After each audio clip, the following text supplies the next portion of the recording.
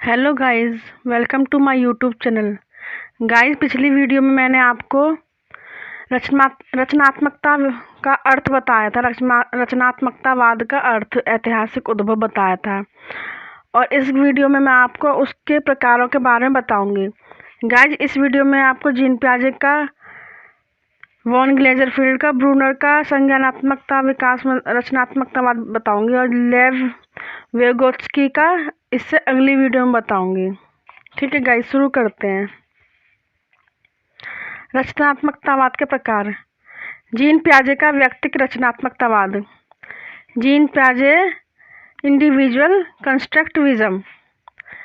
पियाजे से पहले कुछ संज्ञानात्मकतावादी मनोवैज्ञानिकों ने अपनी रचनात्मकतावादी विचारधारा को प्रस्तुत करने के लिए सूचना प्रक्रियाकरण उपागम यानी कि इंफॉर्मेशन प्रोसेसिंग अप्रोच का उपयोग किया और बताया कि ज्ञान का निर्माण हमारे मस्तिष्क में सूचनाओं के प्रस्तुतिकरण से होता है।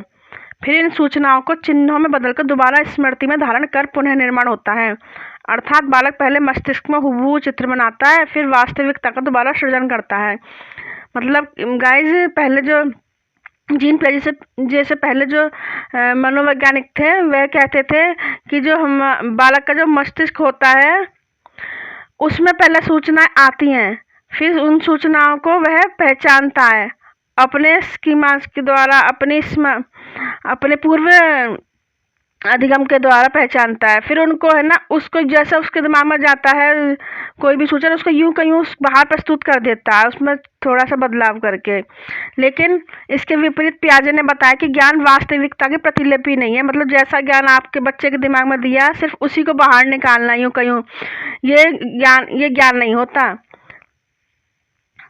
ज्ञान की प्राप्ति स्वयं अपने द्वारा ज्ञान की रचना किए जाने से ही होती है, वह भी सक्रिय रहकर, जिसमें हमारी सहायता हमारी इंद्रियां करती हैं।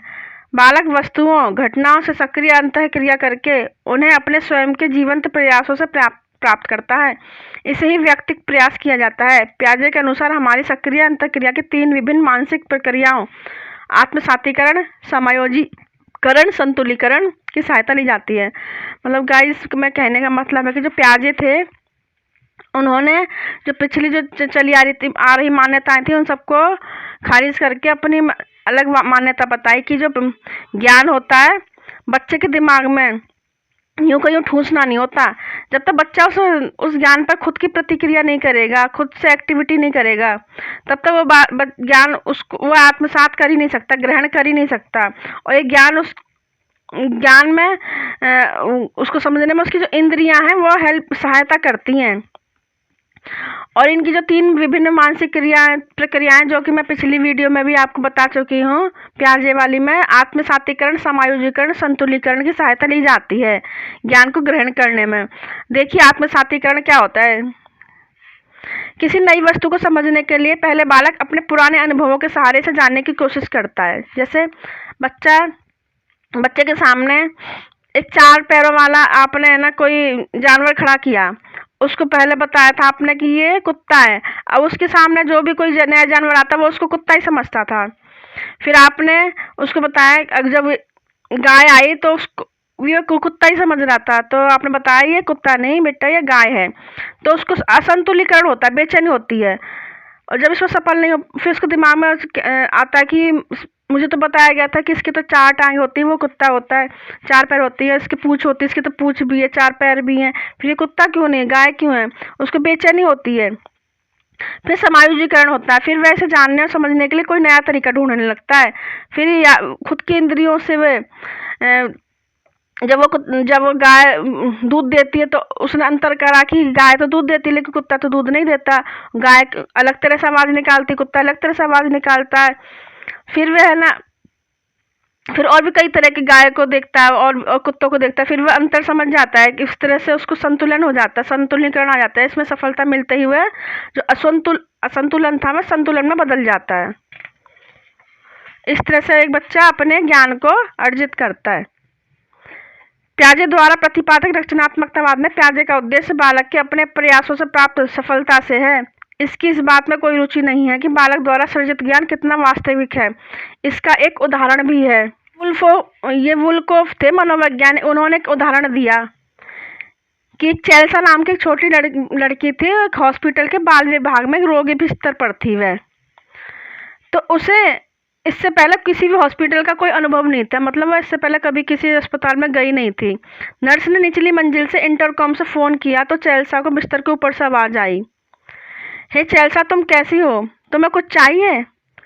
चेल्सा आवाज़ सुनकर बहुत चक्की सी रह गई और उसे कोई जवाब नहीं बन पड़ा।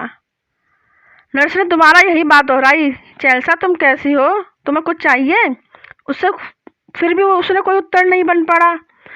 अंत में नर्स ने जोर डालकर पूछा, चेल्सा क्या तुम वहाँ पर हो, कुछ बोलो तो सही। तो चेल्सा ने धीरे से कहा, हेलो दीवार, मैं यहाँ पर हूँ। देखिए एग्जाम्पल कितना अलग है।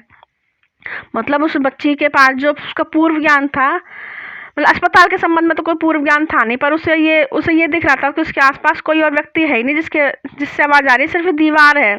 तो आवाज़ जो ये दीवार से ही आ सकती है और तो कोई व्यक्ति है नहीं। उसको इस बात की नॉलेज नहीं थी कि इंटरकॉम से भी फ़ोन किया जा सकता है, जो उसके बिस्तर जो भी आवाज़ उसे बिस्तर के ऊपर से सुनाई दे रही थी।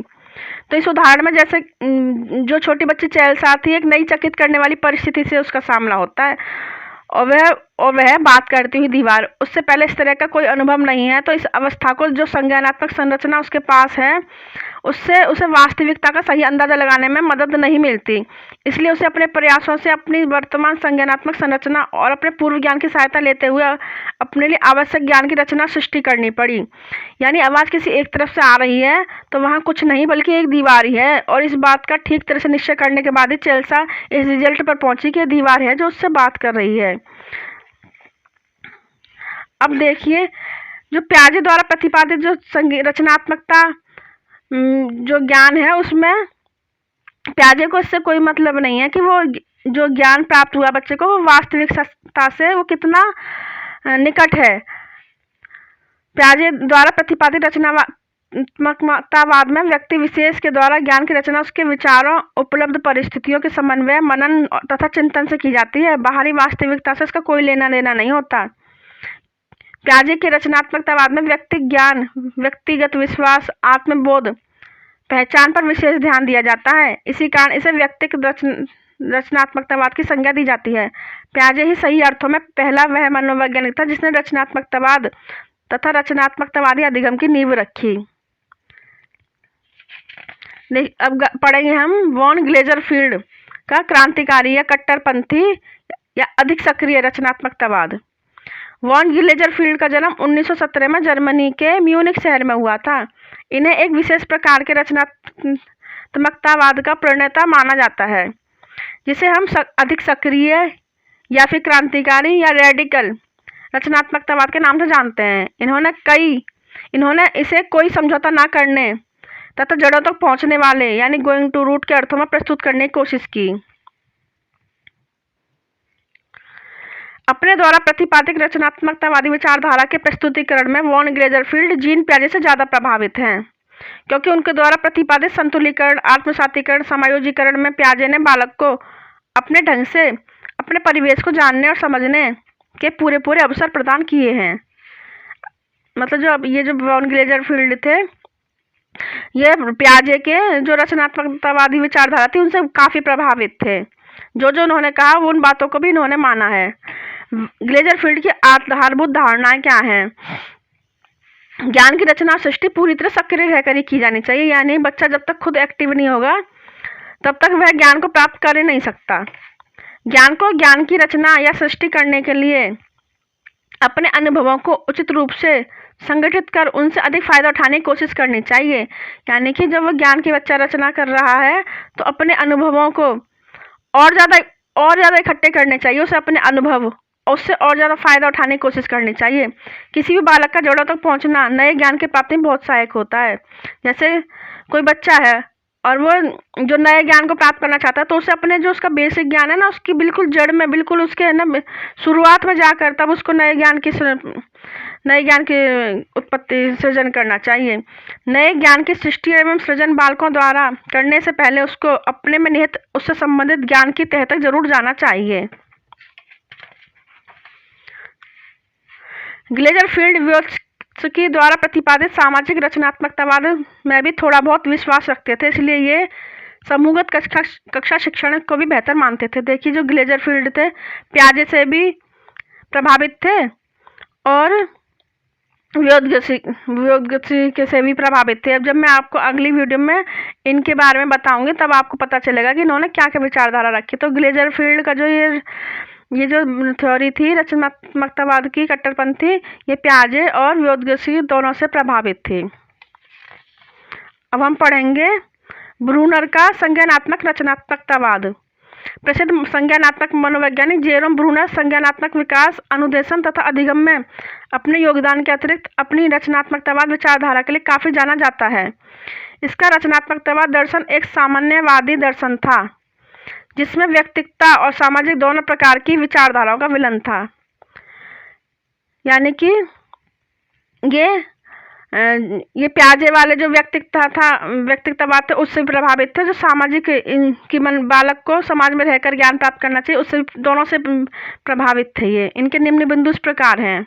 देखिए, उनके अनुसार एक बालक उपयोगी ज्ञान को तभी प्राप्त कर सकता है जब उसे अपनी वांछित सुविधाएं, अवसर और स्वतंत्रता एवं बड़ों के मार्गदर्शन का निर्देशन प्राप्त हो। यानी एक बच्चा जिसने आपने उसको कुछ सीखने के लिए दिया है, एक तो वह उसमें एक्टिव हो, दूसरा अगर उसको कोई परेशानी आ रही है तो वह अपने बड़ों से ज्ञान प्राप्त करे, बड़ों से हेल्प ले और उस बच्चे को पर्याप्त सुविधाएं दी जानी चाहिए। अगर बच्चे को लगता है कि ये ज्ञान, ये जो विषय है वो बाहर के वातावरण में उसको ज़्यादा अच्छी तरह प्राप्त हो सकता है तो उसको बाहरी वातावरण में की सुविधा देनी चाहिए। अगर उसको लगता है वो इंटरनेट से सीख सकता है तो उसे इंटरनेट की सुविधा देनी चाहिए। उसे लगता है कि वो बड़ों से हेल्प ले सकता है तो उसको बड़ों के द्वारा भी उसे सहायता देनी चाहिए। ब्रूनर ने इस तरह के अधिगम को खोज अधिगम कहा है, जो कि बच्चे के द्वारा खुद खोजा जाता है और बच्चे को तो कहा भी गया है छोटा वैज्ञानिक। बालक को दूसरों के द्वारा जो भी ज्ञान दिया जा रहा हो उसे पहले अपने सत्यता तथा वास्तविकता की कसौटी पर जांच लेना चाहिए, फिर उस ज्ञान को स्वीकार करना चाहिए। यानी बच्चे को आपने कोई ज्ञान दे दिया तो बच्चे को अपनी खुद की समझ से वो ज्ञान ग्रहण नहीं करना चाहिए, बल्कि उस ज्ञान को जांचना चाहिए कि ज्ञान वो उसके लिए उपयोगी है या नहीं है और ये ज्ञान कितना सत्य है। उसके आधार पर जांच कर फिर उसको उस ज्ञान को ग्रहण करना चाहिए। ब्रूनर ने अपने प्रतिमान, खोज अधिगम और संप्रत्यय अधिगम उपलब्धि प्रतिमान इनमें बताया कि अध्यापक द्वारा रखे गए ज्ञान के प्रति बालक स्वयं सक्रिय अनुक्रिया करते उचित निष्कर्ष निकाले। यानी कि जो खोज अधिगम था और एक कॉन्सेप्ट अटेनमेंट मॉडल, इनमें ब्रूनर ने कहा है कि जो बच्चा है उसको उस ज्ञान का खुद ही निष्कर्ष निकालना चाहिए। इस तरह से बालक आत्म केंद्रित खोज विधि और सामाजिक विधि दोनों का ही प्रयोग कर सकता है। तो ब्रूनर ने आत्म केंद्रित विधि यानी खुद से भी खोज कर सकता है कि समाज में रहकर, यानी अपने जो उसके आसपास के जो विद्यार्थी हैं उनसे भी उनका प्रयोग कर सकता है। ओके गाइज, अगर आपको मेरा ये टॉपिक पसंद आया तो प्लीज़ लाइक करें, शेयर करें, सब्सक्राइब करें।